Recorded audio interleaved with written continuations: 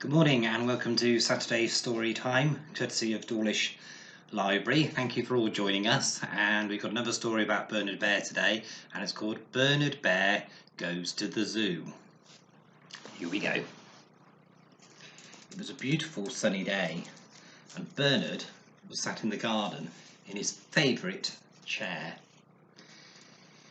He was sat reading his magazine. When he got to the back of the magazine, Bernard got very, very excited.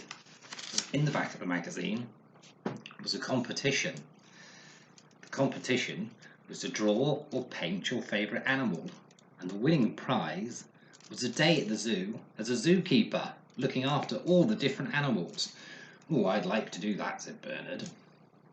So Bernard got out of his chair and he ran indoors to create his favourite animal. He sat at the kitchen table thinking about what animal he would be best to draw. "I know," he said. "I think I could draw a very scary snake, but I wouldn't make him scary, I'd make him all colourful." So Bernard started drawing and painting a snake. Not too long later, he'd managed to finish his snake. It was very bright, very colourful, and a little bit scary. Bernard put the snake into an envelope with his name in it and sent it off to the address of the magazine. The next day, Bernard got up very early and waited for the postman to come. But when the postman came, he didn't have anything for Bernard, just a letter for Bernard's dad. Every day, Bernard got up early, and every day there was no letter for Bernard. After a week, there was a knock at the door. Bernard went and opened it. It was the postman, and he had a very special letter addressed to Bernard. "Thank you," said Bernard. He went into the lounge, opened the letter, and it said that his snake creation had won. "Hooray!" Bernard raced off to tell his mum. "Mummy," he said, "I've won. I'm going to be a zookeeper for the day." "Well done," said Bernard's mum.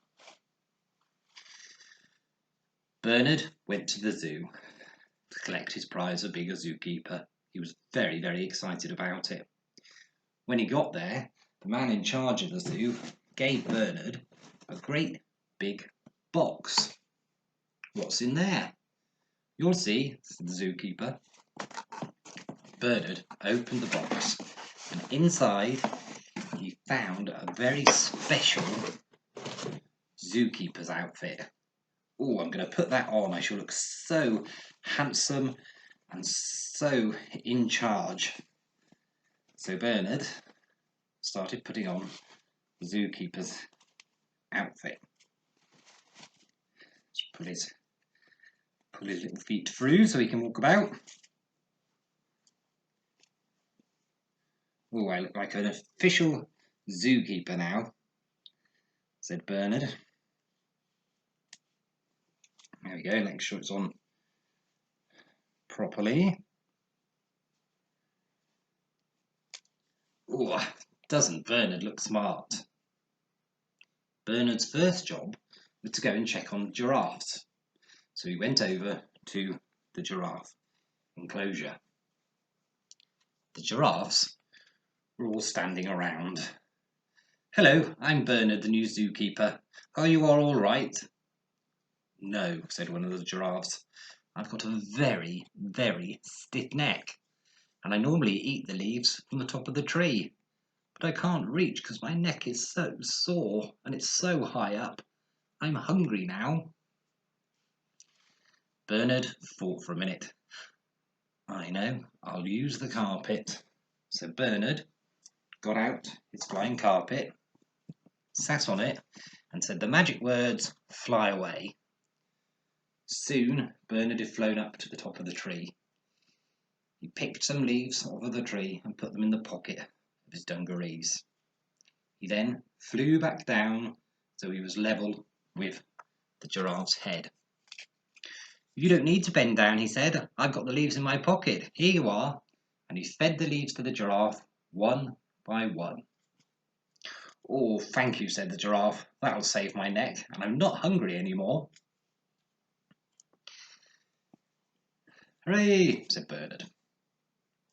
Bernard's next job was to go and check on the hippos.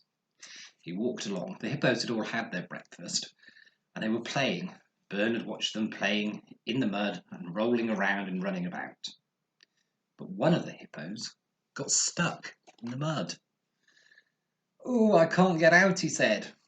He puffed and he pushed and he couldn't get out.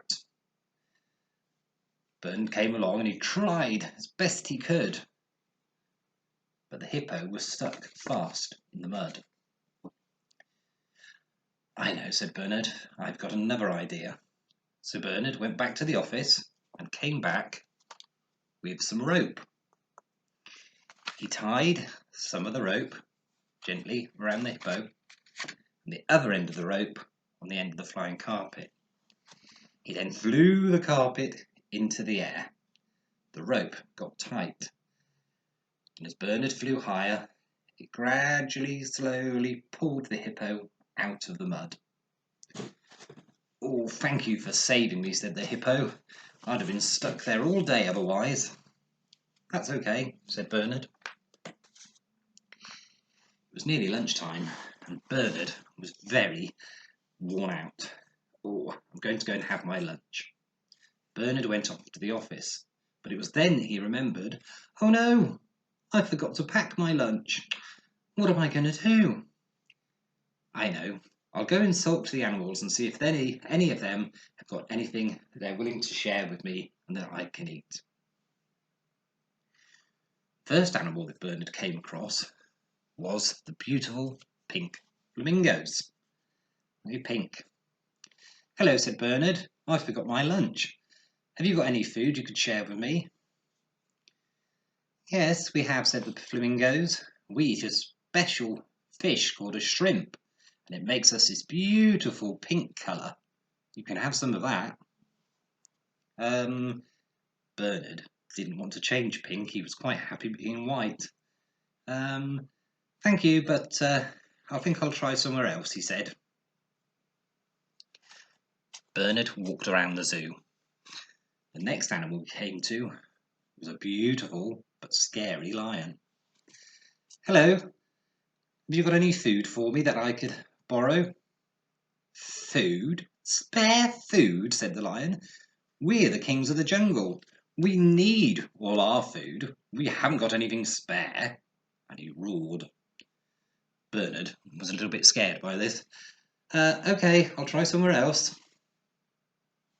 And off Bernard went.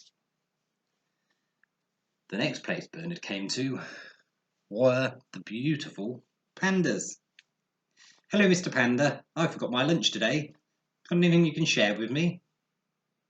The panda thought. Well, we eat bamboo. Bamboo? But that's what my chair in my garden's made of. It's good for making chairs, but you can't eat it. We do, said the panda, and he passed Bernard a stick of bamboo. Bernard looked at it. Okay, I'll give it a go. And Bernard gave it a lick. Ooh, it was horrible. I think I'd rather eat my chair. Just tastes of wood. Yuck. Bernard carried on to try and find some food. The next people he came to was the monkeys. They were running about all over their enclosure.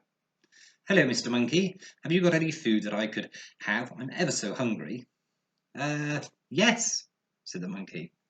And he threw Bernard 2 big bananas. You can have those. Oh, thank you, said Bernard. They'll go down a treat. So Bernard took the bananas and went to the courtyard and he sat on a funny-looking rock. Suddenly, the rock moved and Bernard fell on the floor. You're very heavy to sit on, said the rock. Bernard looked. It wasn't a rock at all. It was a giant tortoise. Sorry, Mr. Tortoise, I thought you were a rock. I didn't know that you were a tortoise. That's okay, said the tortoise. It's not the first time. Bernard and the tortoise sat and had their lunch together. The tortoise had been at the zoo for ages. "Oh, you must know everybody," said Bernard. "No, I walk so slowly and I've got such little legs that I haven't met half the animals in the zoo. It would take me all day to walk around them." Bernard had another idea. "I can show you around the zoo. We can get on my flying carpet and we'll be around in no time at all." So the tortoise and Bernard got back on Bernard's flying carpet and they flew around all the other animals that the tortoise hadn't seen. The tortoise's favourite animals were in the insect enclosure, where there were beautiful, different coloured butterflies flying around all over the place. Bernard's favourite animals were the bats, because they hung upside down to go to sleep. Whee! Ooh, wish I was a bat. It was soon time for Bernard to get back to work. So Tortoise and Bernard and the flying carpet flew back to the courtyard and dropped off Tortoise. "Oh, I wonder what the next animal is I've got to help," said Bernard. The next place he had to go to was to see the crocodiles. The crocodiles were having an afternoon sleep, except for one. One crocodile had toothache. And one of the other zookeepers had called a dentist to come and take the crocodile's tooth out. But the crocodile was so scared that he kept snapping at the dentist. "Oh dear," said Bernard. "What we need is something to help him go to sleep and make him not so snappy." Bernard thought hard. "I know." Bernard got on his flying carpet and said to the crocodile, "Watch me, watch me." And he flew round and round and round the crocodile's heads, hundreds and hundreds of times. This made the crocodile dizzy. The crocodile felt very dizzy, and he nodded off to sleep with his mouth wide open. "Great," said the dentist, and he walked along and very quickly took out the crocodile's bad tooth. When the crocodile woke up, he realised he had no toothache anymore. "Oh, it's gone. Brilliant. I can carry on playing." "Well done, Bernard," said the dentist. "Oh, always happy to help," said Bernard. It was getting late in the day now, but Bernard had one more animal to go and see. It was the elephants. They were one of Bernard's favourite animals. "Hello, I'm Bernard, the new zookeeper. How are you today?" One elephant wasn't very happy. "Oh, I'm so hungry. My tummy's rumbling. I haven't had anything to eat all day." "Why not?" said Bernard. "Well, I've got a cold, and I'll show you what happens. Pass me one of those buns." So Bernard went and got a big bun and gave it to the elephant. The elephant took the bun in his trunk and then tried to put it in his mouth. But as he did so, he sneezed, "Achoo!" and the bun flew off into the air. "See," said the elephant, "that's happened all day. Every time I've tried to have a bun, I've sneezed and they've flown away and landed on top of that building over there." Bernard looked up. There was a building over in the corner. It was very, very high up, and on top of it were loads of elephants' buns.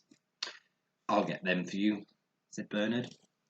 So Bernard, once more, got on the carpet and he flew up the top of the building and started picking up all the buns that the elephant should have had during the day, but had sneezed up there.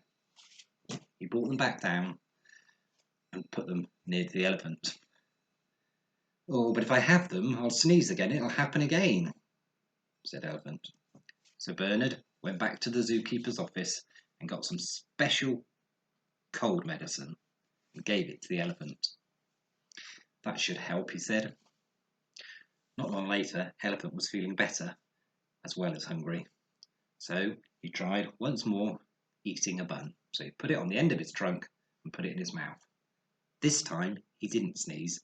He managed to eat it up. He managed to eat all the buns and then was all full up and not hungry anymore. "Thank you, Bernard," he said. "You're an excellent zookeeper." "Right, the day's nearly over. I better go back to the office." So Bernard went back to the office and took off his special zookeeper's uniform and gave it back to the man in charge. "Thank you. I've had a wonderful day and I've helped lots of animals," said Bernard. Bernard walked outside. The road outside the zoo was very busy with everybody going home from work. Bernard stood and waited, but it just got busier and busier. "Oh, how am I going to cross this road?" said Bernard. After a little while, a stripy horse came along and stood next to Bernard. "Follow me, I'll get you across the road," said the stripy horse. "Why, how are you going to help?" said Bernard. "Well," he said, "when I walk across, all the traffic stops, because they see that I'm a zebra crossing the road. I'm a zebra crossing." Bernard laughed. It had been a wonderful day at the zoo, but he'd be glad to get home. He was very, very tired. That was Bernard Bear's Adventures at the Zoo. Hope you enjoyed it. Don't forget, on Thursdays we do Bouncing Rhyme on the Dawlish Library site. That's at 11 o'clock on Thursday, and there'll be another story time next Saturday. That goes on the site around about 10 o'clock. Thank you. Bye.